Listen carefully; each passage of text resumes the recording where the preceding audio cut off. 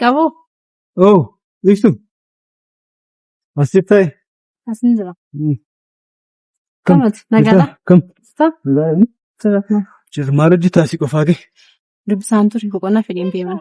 Tufaan moorii Huseenuuf jedha. Nagaadhamti. Nagaasaa galata. Si baay'een si bilbilaatu bilbilli ture. Tufaadha bilbilli koo. Nagaadha. Nagaa. Har'a gaasin argi. Ati na arguuf fedhii qabaachuu baatus. Ibtu akkasiin jedhi. Tole. Yeroo hundumaa waa'ee maatii keetii anatu si gaafata. Ati garuu waa'ee maatii kootii na gaafattee hin beektu.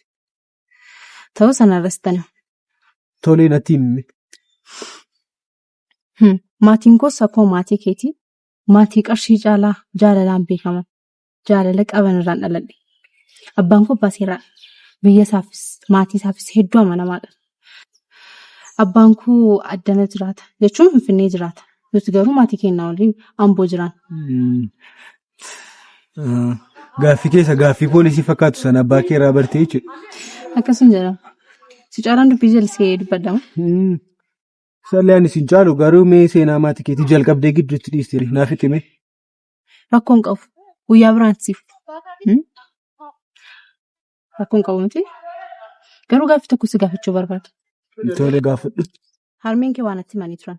Jechuun wal bira dhaabadhaa waan qabdanii wal gargaaraa jedhanii turan miti. Kanaafiyyuu yoo waan tokko dhabee rakkadhe ati na gargaartee anis gaafatti dhabdee rakkatti yoons bira dhaabadhee maal fakkaata? Ani rakkina qarshii hin qabu bar qarshii gahaa hin qabu. Si yoo si rakkisate garuu na gaafachuu dandeessa siin kenna. Kun dhugaadhaa?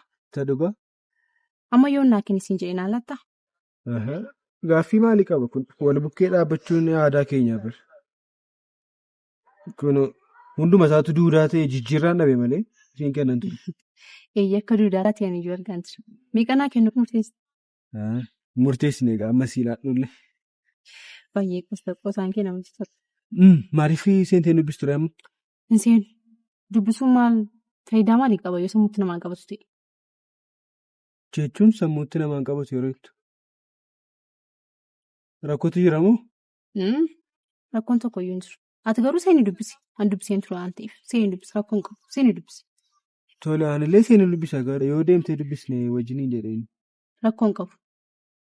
Boqochuu barbaade seenii dubbisi ati. Maaf seentu ati rakkoo biraatu jira moo? Rakkoon hin jiru. Rakkoon hin jiru. Ati seenuu dandeessa yoo barbaadde. Seenii dubbisi ati. Tole anillee nan dubbisa garuu yoo waan an si gargaaru qabaadhe natti himi. Rakkoon qabu. Rakkoon qabu. Tole. Booddee wal agarra.